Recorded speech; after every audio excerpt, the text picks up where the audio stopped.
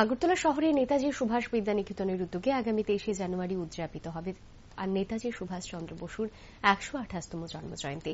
ওই দিন একটি বর্ণাঢ্য শোভাযাত্রায় অংশ নেবেন বিদ্যালয়ের ছাত্রছাত্রীরা এবং শিক্ষক শিক্ষিকারাও। দিনটিকে কেন্দ্র করে ইতিমধ্যেই প্রস্তুতি শুরু হয়েছে নেতাজি সুভাষ বিদ্যানিকেতনের স্কুল মাঠে। বৃহস্পতিবার এই ব্যাপারে বিস্তারিত জানালেন বিদ্যালয়ের শিক্ষিকা বর্ণালী মজুমদার।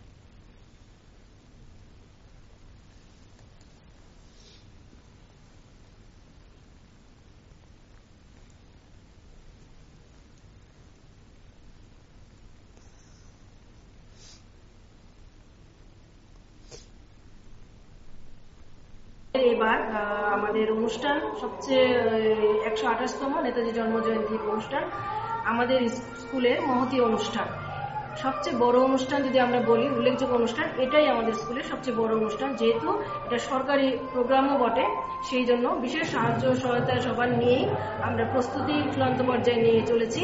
আমাদের ব্যাপকভাবে প্রস্তুতি শুরু হয়ে গেছে ছাত্রছাত্রীদের মধ্যে। এবারের চলতি বিষয় নিয়ে একটা আকর্ষণীয় থিম বেশ কয়েকটা থাকার সম্ভাবনা আছে। এর মধ্যে চন্দ্রযান আছে, অযোধ্যা অভিযান আছে, এগুলি ছাড়াও আরো অন্যান্য অনেক কয়েকটা বিষয় এখানে উল্লেখযোগ্য আছে। আর ছাত্রছাত্রীদের মধ্যে আমাদের প্রাইমারি বিশেষ করে ক্লাস 3 থেকে ক্লাস 5 অব্দি আছে, আবার 6 থেকে ক্লাস 11 অব্দি আছে। আর ক্লাস 10 কে আমরা সাধারণত যেহেতু ক্যান্ডিডেট ক্লাস 10 এবং 12, সেই জন্য তাদের প্রজেক্টের মধ্যে রাখি না, কিন্তু ক্লাস 10 কে আমরা দিই সংখ্যাবাহিনীর জন্য মেয়েদের, আর ছেলেদের দিই ভলেন্টিয়ার।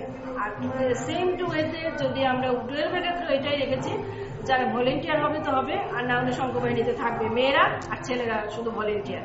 এইরকম করে আপাতত ঠিক হয়েছে। আর প্রস্তুতি তো চলছে মোটামুটি।